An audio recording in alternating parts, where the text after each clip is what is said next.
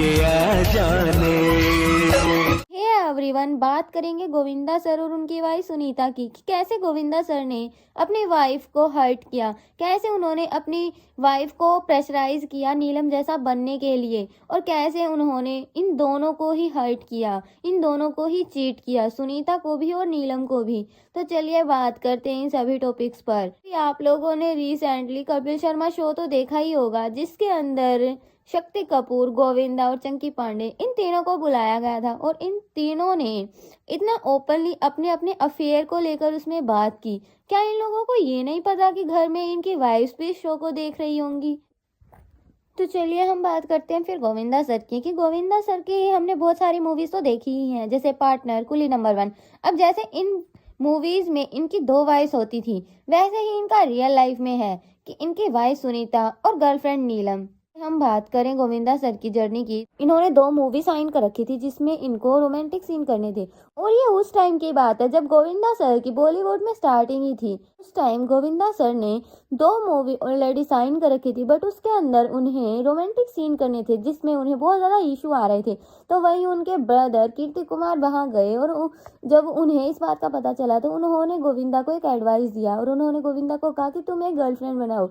अब ऐसा उन्होंने क्यों बोला? अब उन्होंने तो सिर्फ इसलिए बोला कि भाई तुम अगर गर्लफ्रेंड बनाओगे तो तुम्हें रोमांटिक सीन करने में कोई इशू नहीं आएगा। फिर गोविंदा सर ने अपनी गर्लफ्रेंड बनाया सुनीता को, और जिसे कि उन्होंने अपनी लाइफ की सबसे बड़ी प्रॉब्लम भी बताया। उन्होंने बताया कि उन्होंने सुनीता से एंगेजमेंट कर ली, क्योंकि वो बॉलीवुड में न्यू कमर थे तो उन्होंने ये बात रिवील नहीं की, तो किसी को बॉलीवुड इंडस्ट्री में किसी को पता ही नहीं था कि गोविंदा ने एंगेजमेंट भी कर लिया है।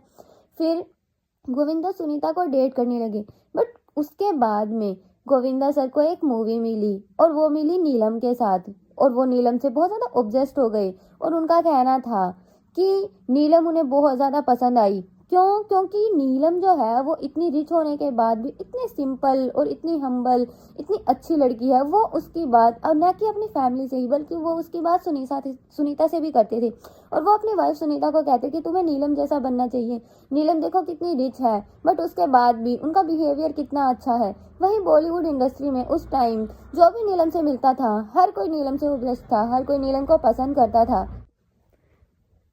अब जब गोविंदा सुनीता को बोलते नीलम के जैसा बनने के लिए, तो ऑब्वियसली यार उसको तो बुरा ही लगेगा। अब कौन ही वाइफ ऐसा चाहेगी कि उसके सामने उसका हस्बैंड किसी और की तारीफ करे और बोले कि तुम उस जैसी बनो?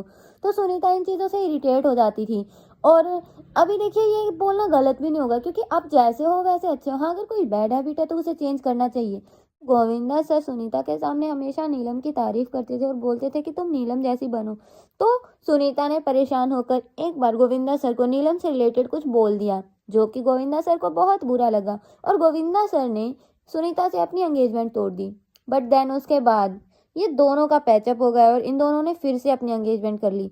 एक बार एक इंटरव्यू में गोविंदा सर ने बोला भी था कि अगर सुनीता दोबारा मेरी लाइफ में नहीं आती तो मैं पक्का नीलम से शादी कर लेता।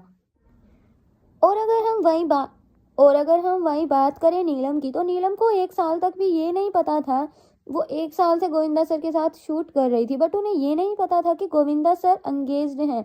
और एक गोविंदा सर ने इस कारण भी उनसे छुपाया होगा ना, क्योंकि उस टाइम जब ये मूवीज कर रहे थे साथ में, तो ऑन स्क्रीन ऑडियंस इन दोनों को बहुत ज़्यादा पसंद कर रही थी साथ में। और देन गोविंदा सर की सुनीता से मैरिज हो जाती है, बट उनकी मैरिज होने के बाद भी वो नीलम के साथ अपना अफेयर कंटिन्यू रखते हैं। वहीं अगर नीलम किसी और के साथ में मूवी साइन करती या फिर कोई भी शूट करती, तो गोविंदा सर को बहुत ज़्यादा प्रॉब्लम होती और के साथ शूट क्यों कर रही है। बाद नीलम ने ही गोविंदा सर को थोड़ा अवॉइड करना शुरू किया, और उन्होंने इनके साथ में मूवीज साइन करना भी बंद कर दिया।